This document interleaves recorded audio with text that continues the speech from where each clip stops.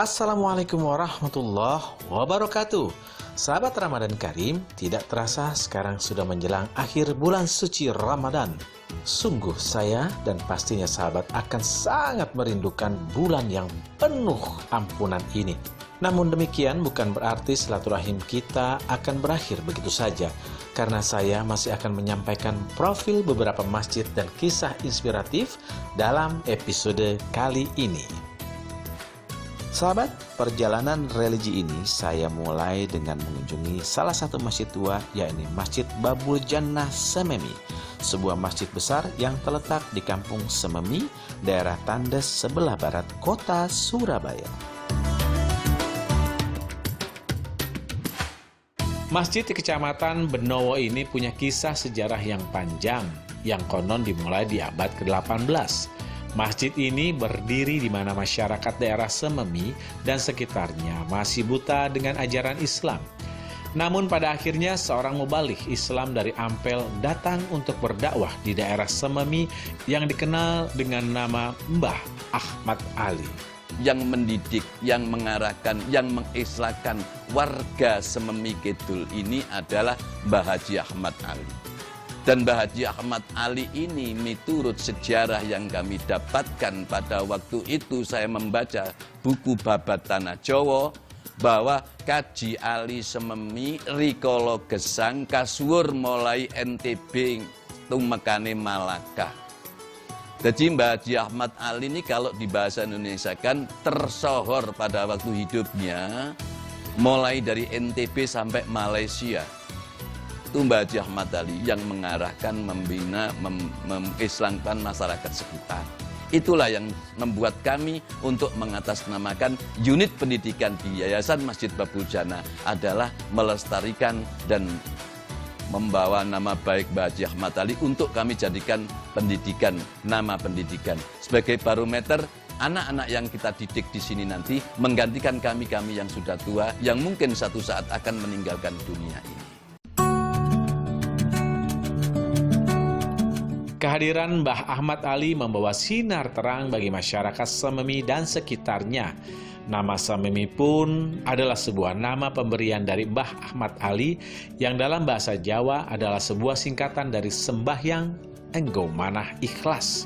Masyarakat Sememi pun hingga kini masih sangat menghormati dan mengenang jasa Mbah Ahmad Ali.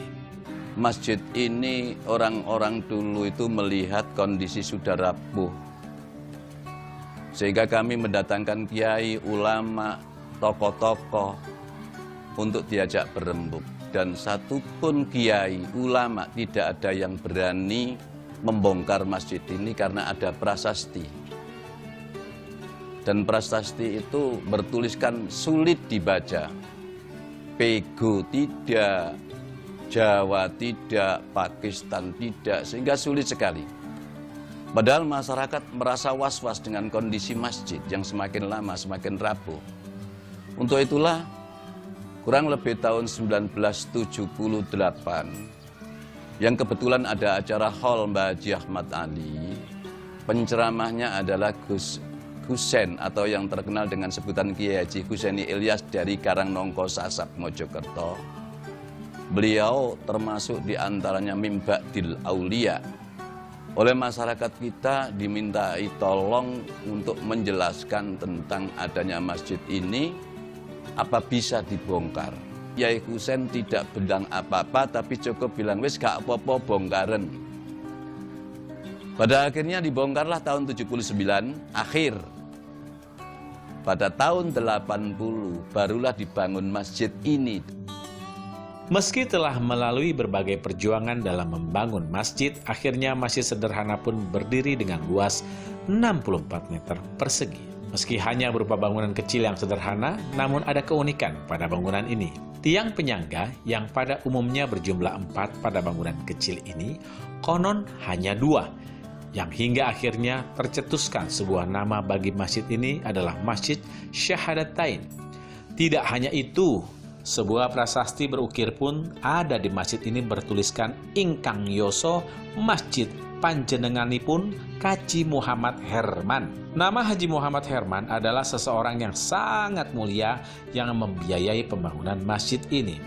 Semenjak itulah masjid kecil ini semakin bertumbuh dengan beragam kegiatan, beberapa tanda peninggalan pun diabadikan. Sebagian prasasti yang tersisa dirawat dan dijadikan penghias ornamen masjid, sementara beduk besar yang berumur ratusan tahun masih berfungsi sebagaimana mestinya. Program yang pasti pada waktu itu yayasan adalah kepingin mendirikan pendidikan di sekitar. Dan juga jangan sampai anak-anak didik kami ini terlibat hal-hal yang dilarang oleh negara, agama, dan apapun juga. Karena pada dasarnya sekarang banyak anak generasi muda sekarang ini yang sudah terbawa arus dengan generasi-generasi yang tidak kami harapkan. Mudah-mudahan mereka itulah kami tanamkan tentang keimanan, fondasi agama yang kuat ini. Konsep kami adalah untuk menjadikan masyarakat Sememi Kidul dan sekitarnya betul-betul masyarakat agamis. Jamaah Sememi pun hingga kini rajin singgah ke masjid untuk menunaikan ibadah. Pada sholat Jumat, banyak sekali umat Islam daerah lainnya yang juga singgah untuk datang. Di antaranya warga Pakal, Benowo, Kepatihan, Menganti, Padangan, dan lainnya. Inilah sebuah tanda bahwa peranan Masjid Babul Jannah Sememi benar-benar sebagai tempat membangun syurga bagi masyarakat Sememi dan sekitarnya. Dalam hidup, setiap manusia senantiasa mencari arti kehadiran dirinya. Namun semua itu mustahil akan mudah didapat tanpa sebuah tuntunan hidup. Melalui pendalaman ilmu agamalah tuntunan demi tuntunan hidup akan didapat hingga akhirnya manusia akan memahami maksud dan tujuan kehadirannya di dunia, meniti di jalan Allah dan akan kembali kepadanya. Sahabat, dari Surabaya, Jawa Timur, saya akan kembali ke Provinsi Jawa Barat dan akan mulai dari Tanah Priangan, Kota Bandung. Saya akan kembali setelah jeda berikut ini.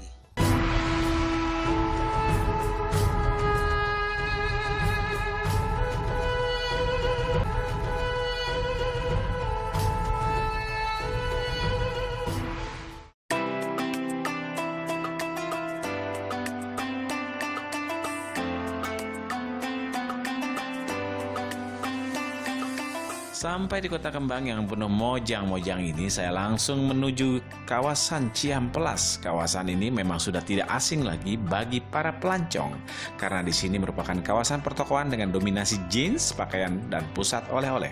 Mengenal Cihampelas tempo dulu tak lepas dari sejarah perjalanan kota Bandung. Pada masa kolonial Belanda, di Cihampelas yang merupakan daerah di Bandung Utara ini merupakan pemukiman warga Eropa. Jadi, coba bayangkan sebentar jika tuan dan noni-noni Belanda banyak berseliweran di daerah yang sejuk ini.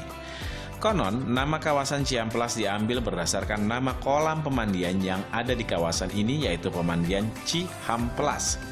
Dan di kawasan ini juga terdapat pohon-pohon hamplas atau amplas, yakni jenis pohon berdaun kasar yang biasa digunakan sebagai penggosok badan. Karena saya belum sholat zuhur, singgah dulu di sebuah masjid yang juga masih berada di kawasan Cihampelas. Namanya Masjid Mungsol Kanas. Walaupun popularitasnya kalah dengan Masjid Cipaganti atau Masjid Raya Bandung, ternyata masjid ini merupakan salah satu masjid tertua yang ada di kota ini. Ya, sebagian ulama memang menganjurkan untuk mengutamakan sholat di masjid yang usianya lebih lama atau lebih tua. Dalam kitab As-Salah Ibnu Sirin berkata, "Aku pernah bertemu Anas bin Malik di Az-Zawiyah. Jika ia melewati masjid, beliau bertanya, 'Ini masjid baru?' Kalau saya jawab, 'Iya,' maka beliau melewatinya. Namun jika saya jawab, 'Ini masjid lama,' maka beliau sholat." Allah berfirman dalam surat At-Taubah ayat 108. لا تقم فيه أبدا لمسجد أسس على التقوى من أول يوم أحق أن تقوم فيه رجال يحبون أن يتطهروا والله يحب المطهرين. Janganlah kamu bersembahyang di dalam masjid itu selama-lamanya, Sesungguhnya masjid yang didirikan atas dasar takwa, Masjid Quba, sejak hari pertama adalah lebih patut kamu bersembahyang di dalamnya. Di dalamnya ada orang-orang yang ingin membersihkan diri, dan Allah menyukai orang-orang yang bersih. Masjid yang dibangun sejak tahun 1869 ini terletak di kawasan Ciamplas yang berada dalam sebuah gang Wianata Atmaja yang letaknya ada di seberang rumah sakit Advent. Pelangnya mudah ditemukan, bertuliskan Masjid Jami Mungsol Kanas. Awal mula Mungsol Kanas didirikan tahun 1869. Jadi kalau berbicara masalah keberadaan masjid yang ada di kota Bandung, bahwa Mungsol Kanas adalah yang tertua menurut sejarah gitu ya. Meski usianya 150 tahun, tapi masih tersisa satu peninggalan lama, yaitu sebuah Al-Quran tulisan tangan Mama Aden. Mama Aden atau Raden Suradimaja adalah pendiri masjid ini.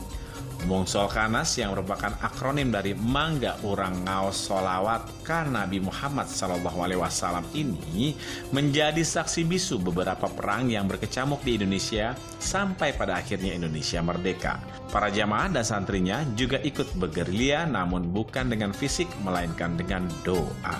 Dasarnya bagian dari perjuangan waktu itu.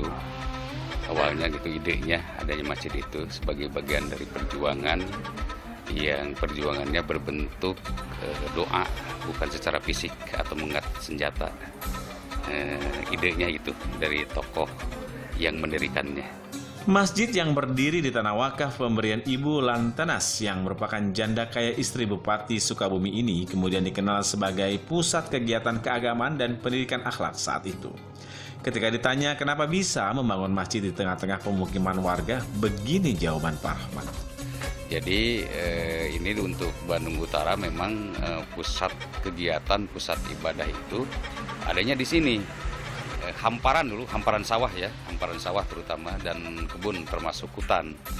Dan relatif yang agak padat itu daerahnya itu penduduknya itu daerah sini, daerah Ciamplas, dibandingkan dengan daerah Dago, daerah Cimbuluit, kemudian Ciamplas bawah ya, sampai dengan ke alun-alun itu. Dalam perkembangannya, masjid yang tadinya hanya berbentuk musola dan berdaya tampung 60 jamaah ini sampai sekarang sudah mengalami beberapa kali renovasi sehingga menghilangkan bentuk aslinya. Ketika saya masuk ke dalam masjid, lantainya terbuat dari parket atau kayu langsung sehingga membuat tampilannya makin estetis. Di masa-masa awal pembangunannya tidak serta-merta langsung lantai kayu seperti ini, tapi sempat lantai plur, kemudian tegel, lalu berubah menjadi semen putih, dan lantai kayu adalah tampilan yang paling baru. Sahabat Ramadan Karim, selain Masjid Mungsol Kanas menjadi sarana pendidikan dan dakwah selama menghadapi peperangan kala itu, masjid ini juga kerap ramai digunakan untuk salat Jumat. Pada masa itu belum banyak masjid sehingga warga dari Setiabudi, Cimbuluit, hingga Dago rela sholat Jumat di sini. Keutamaan sholat Jumat ternyata selain mendatangkan pahala bagi yang mengerjakan, ternyata Allah mengajarkan kepada manusia bahwa ada saatnya melakukan hal kebersamaan, salah satunya doa bersama. Sehingga Allah Subhanahu wa Ta'ala memaktubkan di dalam Al-Quran perintah meninggalkan segala aktivitas ketika azan untuk sholat Jumat berkumandang. Allah berfirman dalam surat Al-Jumu'ah ayat 9. Ya ayyuhalladzina amanu idza nudiya lis-salati min yaumil jumu'ati fas'au ila dzikrillahi wa dharul bai'. Dzalikum khairul lakum in kuntum ta'lamun. Hai orang-orang yang beriman, apabila diseru untuk menunaikan salat Jumat, maka bersegeralah kamu kepada mengingat Allah dan tinggalkanlah jual beli. Yang demikian itu lebih baik bagimu jika kamu mengetahui. Nah, masih penasaran ada apa lagi di segmen berikutnya? Tetap di Ramadan Karim.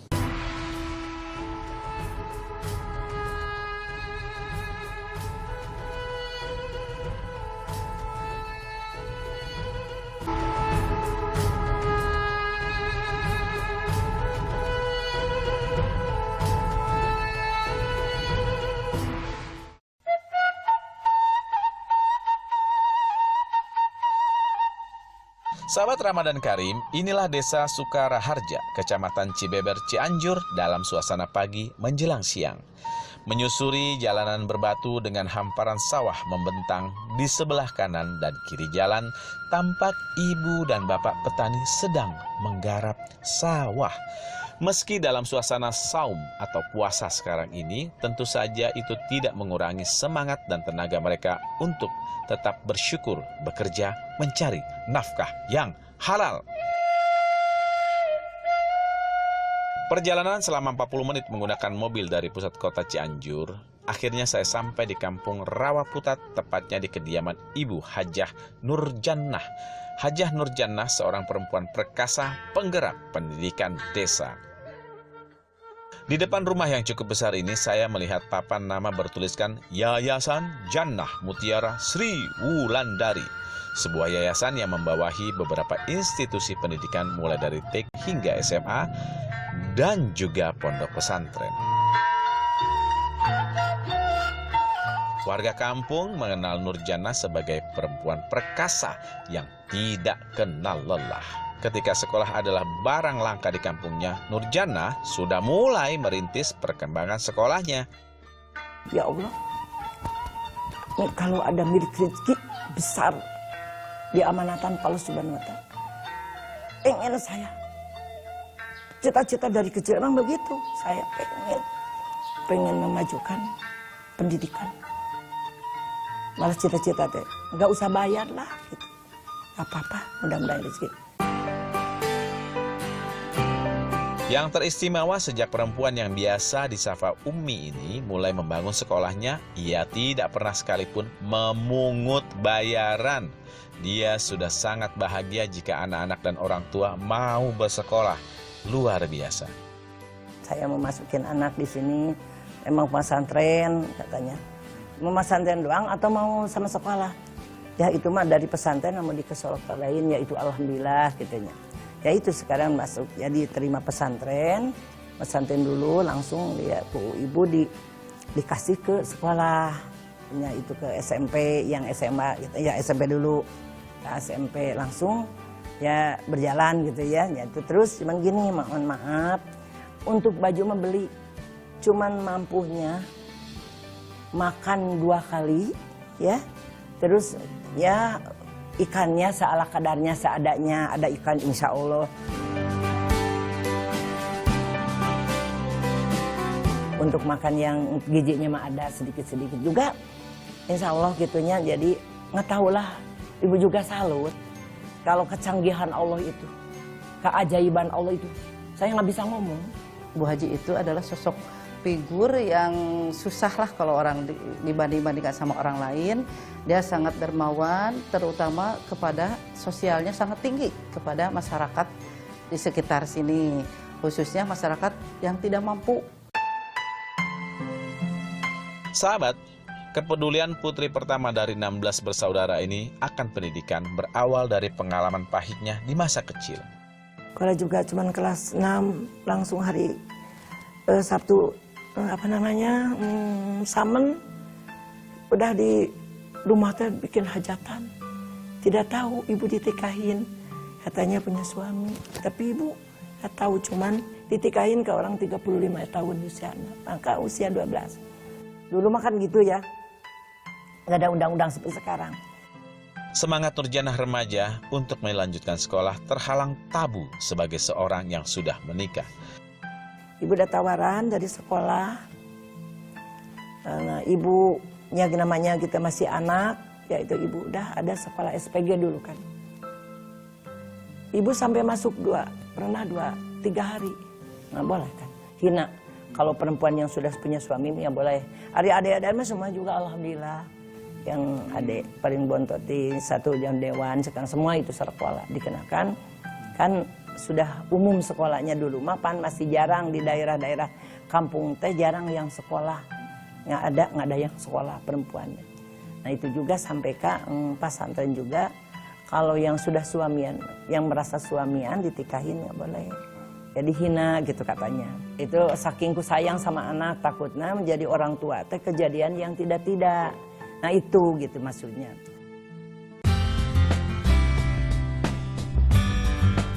Penyesalannya karena tak dapat meneruskan sekolah kemudian terbawa hingga dewasa. Namun demikian, anak dari pasangan Haji Zainal Abidin dan Ibu Ipah ini mampu mengubah pengalaman pahit menjadi energi luar biasa untuk merealisasikan cita-citanya akan pendidikan. Meski hanya tamat bangku sekolah dasar, Allah memberinya kemampuan sebagai kontraktor di sebuah institusi negara. Jadi kalau disebut kekurangannya ada aja, kurang ya, ada manusia mah ada kurang ada lebih ya. Ya lebihnya juga ada gitu kan. Gini ya Pak. Soalnya jadi ibu dulu jadi kontraktor di Polda ya. Pertamanya di kabupaten, ibu diangkat ke Polda, alhamdulillah di sekitar 15 tahun ibu di situ alhamdulillah bisa dikenakan tadinya cita-citanya ke anak juga, ke semuanya anak saya minta izin. Dikarenakan saya usaha dari kecil-kecilan, dari mulai muda, anak sampai ke punya anak, punya suami, saya benar-benar yakin cari dana makan. Tapi cita-cita tidak akan hilang sampai kemanapun juga. Tetap saya pengen membantu anak-anak yang kekurangan pendidikan. Dimulai dari satu petak tanah, sekolah yang didirikannya sekarang berkembang cukup pesat. Berbagai kegiatan dan prestasi mampu mereka raih. Allah Maha Adil. Murid-murid yatim duafa adalah anak-anak yang punya kemauan keras untuk sukses. Cita-cita bikin sekolah, alhamdulillah dulu kan, yaitu semuanya dibikin ke bawahnya dulu ya. Ya untuk asrama di atas gitu ya, istrinya laki-laki sama perempuan sama saja. Sampai ke 9 tahun, nah 9 tahun ibu cita-cita anak jangan keluar dulu dari SMP ITN Hujana. Makanya kita adakan aja sekolah SMA. Ya alhamdulillah ibu bikin bangunan yang di sana. Nah di sana itu bikin itu sekolah ya 3 lokal. Alhamdulillah sampai sekarang sudah 3 angkatan, udah punya akreditas juga. Ya semoga yayasan ini lebih maju, lebih meningkat lagi. Bu Hajinya juga biar sehat, panjang umur, dimudahkan rezekinya.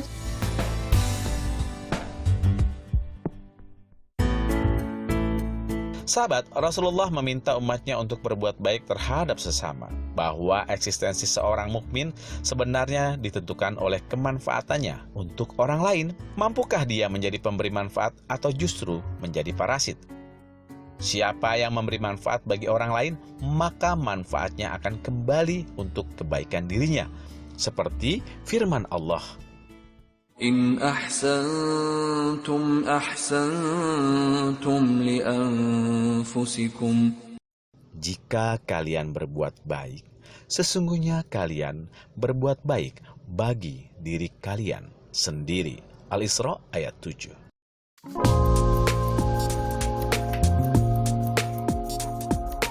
Semoga Allah Subhanahu wa Ta'ala selalu melimpahkan berkah, kesehatan, dan kelapangan rezeki untuk Ibu Hajjah Nurjannah dan anak didiknya.